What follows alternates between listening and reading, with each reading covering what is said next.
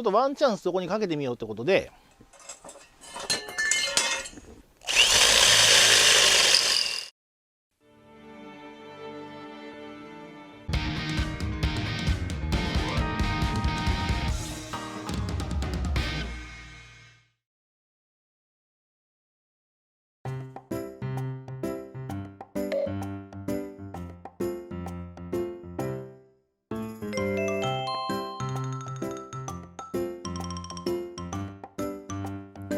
こんにちは。今回はですね、前回の続きです。この辺り、ちょっと前回悲しいことがありまして、詳しいことは前編の動画をご覧いただければと思うんですけれども、今回はその敵討ちということで頑張っていこうと思います。勝手に自分で始めておいて、勝手に失敗して敵討ちとか言ってますから、マッチポンプもいいところなんですけど、それはそれとして頑張ってやっていこうと思います。で、あとハンドル周りってことで Amazon で買った部品が1個こういうの届きまして、ちょっと未開封なんですけど、今回の内容とは基本的に関係ないんですけど、ハンドル周りのついでってことでこれの取り付けもやってみようと思います。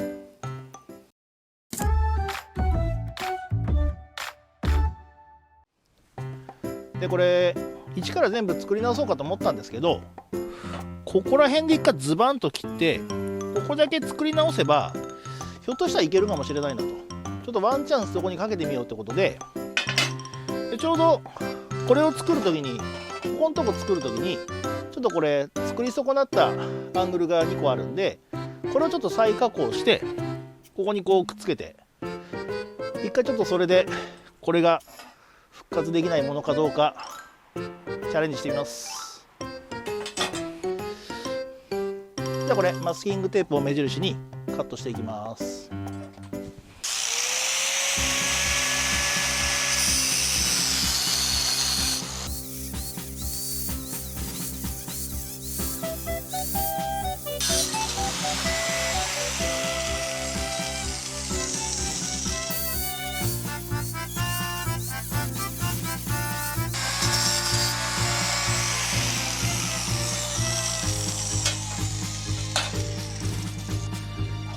切りました。もうこれはダメ元でやるやつなんで、大胆にじゃんじゃんいきます。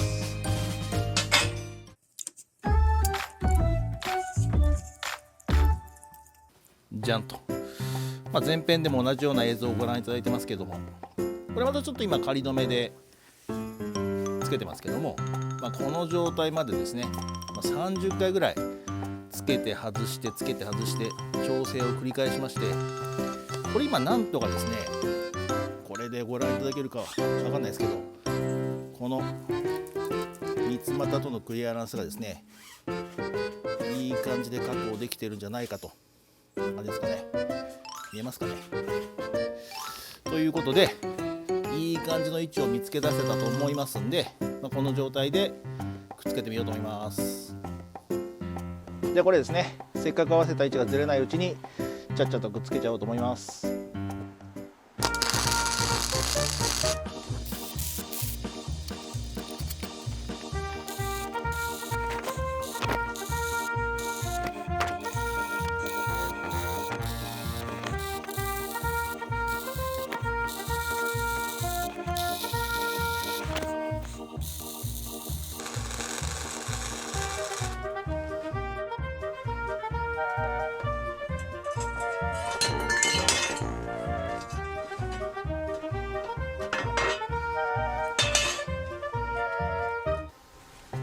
形としてはまたこんな感じになりました。溶接で歪んでないことを祈るだけなんですけど、あとこの外側のところも補強で溶接しておきます。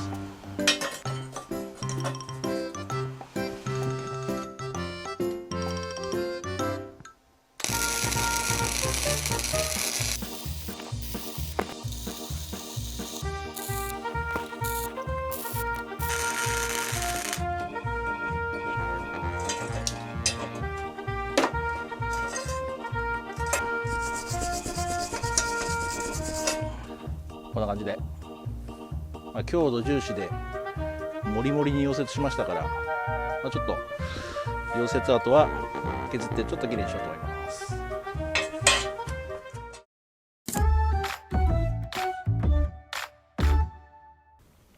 じゃんという感じで、ちょっと余計なところを削って、一応仕上げてきましたんで、今から車体に取り付けています。これもしうまくいかなかったらもうこの動画お蔵入りになるかもしれないですけども、一旦つけてみようと思います。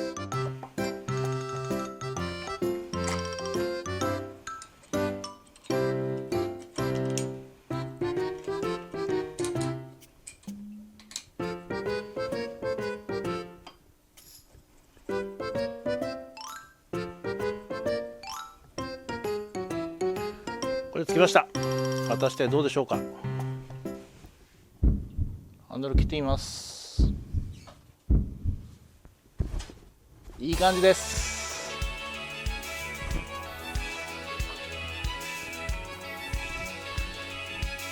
心配してたここのクリアランスですけどもバッチリです。今回はちょっともう失敗したくないということでちょっと大きめにクリアランス取って、この三つ股とこっちのプレートの底面の隙間が2ミリぐらい開く感じ、強度的にはこれでも全然問題ないと思いますんで、もうこれで OK ということで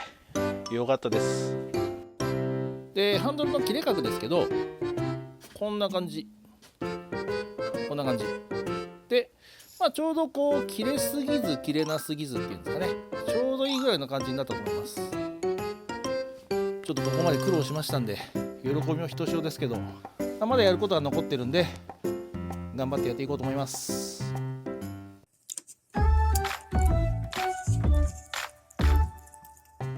じゃあ次はハンドルロックの方やっていきますけども、まずこのフレーム側ですね、ここの穴から出たバー、ロックのバーが通る穴を開けないといけないんで、その位置を印つけていこうと思います。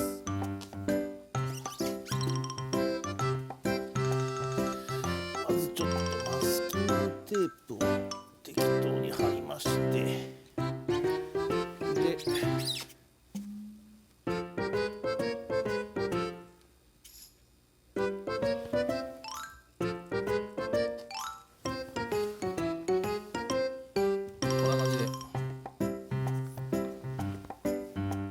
で見えますかね、ここのところに黒いペンで印をつけましたんで、これのセンターに当たるところに穴をスコッと開けてバーがスポッと入るという加工をやっていこうと思います。じゃあ早速ですね、ここの穴を開けていこうと思うんですけれども、このロックするバーのですねこの径がだいたい10ミリ弱とかそのぐらいなんで、ここの穴は10ミリ強の穴を開けようと思います。でこの下に穴開けるんですけど、ちょっとこの辺りに穴開いててそっちへちょっとこう持ってかれがちになりそうなんで、小さい穴を開けて段階的に大きな穴にしていこうと思います。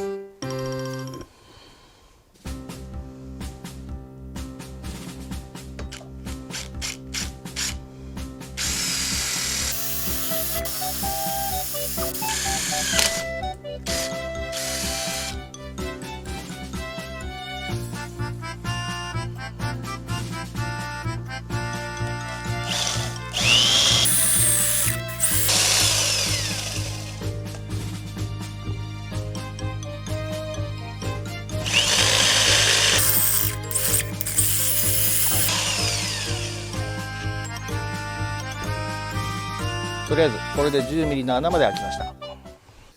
で穴の位置と大きさをちょっと削って調整しまして、こんな感じになりました。穴のサイズも、10点ちょいぐらい想定通りになりました。で結構傷とかなんとかいろいろつきましたんで、これはちょっと後でタッチアップ的なもので錆止めしておこうと思います。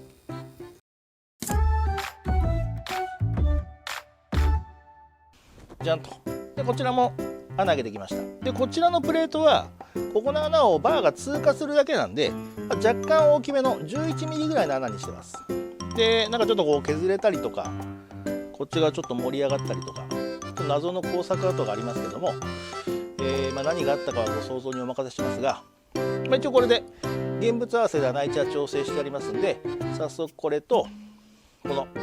キーロックですね、これを取り付けて状況を確認してみようと思います。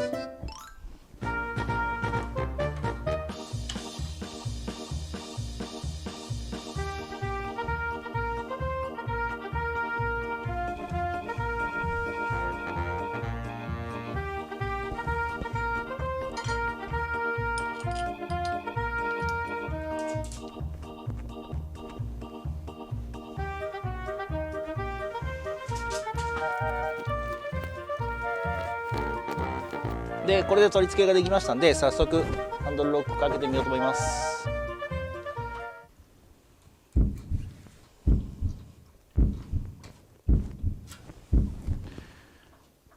わかりました。完璧です。いい感じでかかってます。こんな感じで安心としては最低限のものだと思いますけども、これでもないよりはマシということで、きちんとハンドルロックが効くようになりましたんで、これで安全と安心の2つを手に入れることができました。 OK です。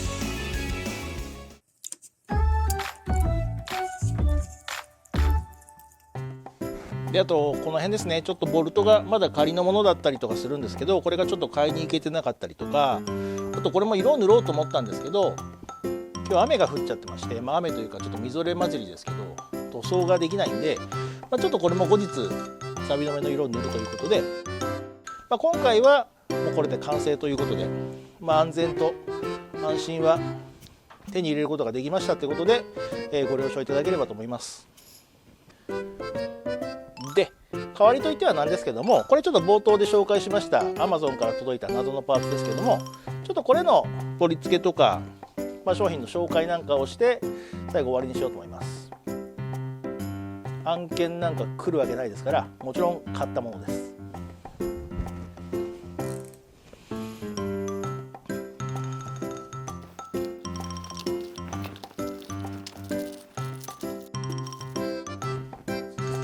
メインはこんな感じですね。2個セットになってますけども、何かって言いますと、ハンドルのバーの位置をですね変更できる、なんていうんですかね、アジャスターっていうんですかね、そういうものをちょっと買ってみました。でですね、なぜこのハンドルの取り付け位置を変えたいかっていうことなんですけど、このフロントフォークがですね、これもCG125 からの流用品ということで、そのカブ君のこの全体のバランスからいくと、このフォークがちょっと長いんですよね。で、映像ではなかなか伝わらない感じがしますけども、ちょっと前が上がってる感じになりまして、リアのショックの長さだとかいろいろでバランスを取るんですけども、 400mm のショック入れてますから、これ以上長いのはちょっとあんまり現実的じゃないと。そうするとこのフロントのフォークですね、これをもっと上に突き出してこれを下げるというのが上等手段なんですが、これですね、これで今1センチぐらい突き出してる状態なんですけど、これより上げようとすると、これでハンドルにここに当たっちゃうんですよね。なのでこれ以上は上に突き出せないと、今そういう状態なんで、このハンドルを少し後ろにずらして、これの突き出し量をちょっと増やそうと。でプラス2センチのここ3センチぐらい突き出す状態がバランスとしていいんじゃないかなと思いまして、その2センチを入手するためにさっきのアジャスターを買ってみたという感じですね。うまくいくかどうかちょっと分かりませんけども、早速取り付けてみようと思います。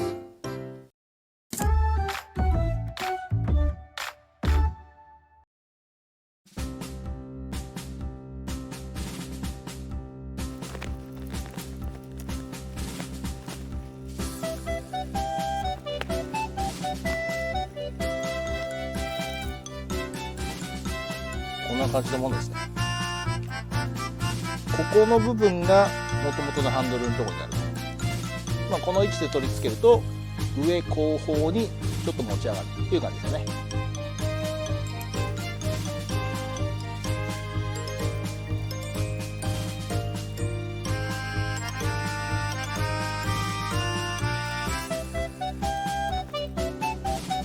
これでベース部分がつきましたね。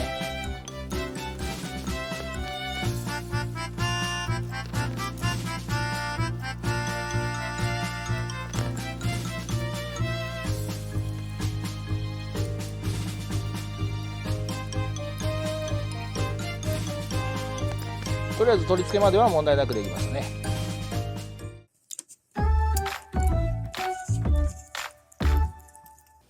じゃんとこんな感じになりましたね。ちょっとこのごっつい感じになりましたけどね、ごちゃっと感が少し出たような感じはしますけども、この辺はどうせメーターやら何やらつけてどうせごちゃごちゃするとこなんで、このぐらいは気にならないと思います。でハンドルの位置はだいぶ下がりましたんで、ポジション自体もだいぶ楽ちんな感じ、スクーター乗ってるような感じになりましたね。で肝心のここのところですけども、もともとハンドルついてたとこここですから、ここまで上後方に持ち上がりまして、でこれを上に突き出すのにこの障害がなくなりましたんで、早速これの突き出しもやってみようと思います。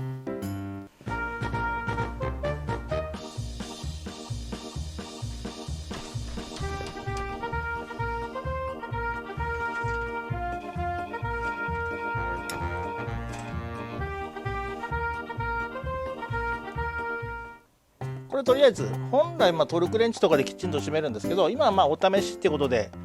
手締めで動かない程度に締めたって感じですね。こんな感じになりました。ちょっといろいろバランスを見てみたんですけども、これで今だいたい39ミリですね。40ミリだとちょっと縁起が悪いかなと思って39ミリにしてみました。全体のバランスどうでしょう。映像ではなかなかこの細かい差は伝わらない感じがしますけれども、だいぶいい感じになってると思うんですよね。こんな感じでちょっと後ろの壁の線と比べてみていただくと、このシートのつくとこですね、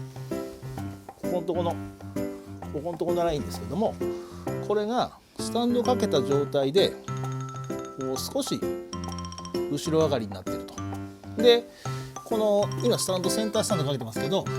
以前の動画でセンタースタンドの延長やった時にはここのクリアランスが1センチあるかないかぐらいだったのが、この手のひらがギリギリ通るぐらいまで後輪持ち上がりましたんで、スタンド外して地面に降りるとちょうどピシッとまっすぐになるというぐらいになるんじゃないかなと。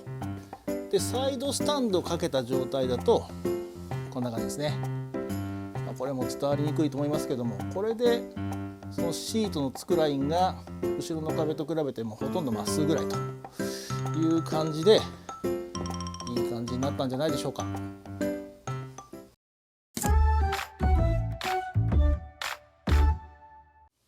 で今回購入したこのアジャスターっていうんですかね、この部品は、すごくいいですね。これ安い割にその安さをあまり感じさせませんし、取り付けた合成感も、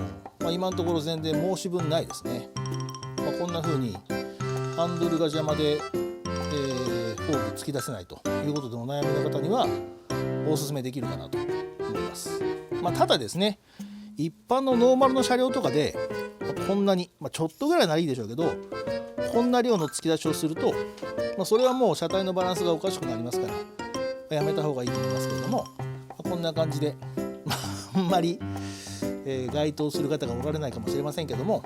他社流用とかでフォークの長さが長すぎるということでお悩みの方にはお勧めできるかなと思います。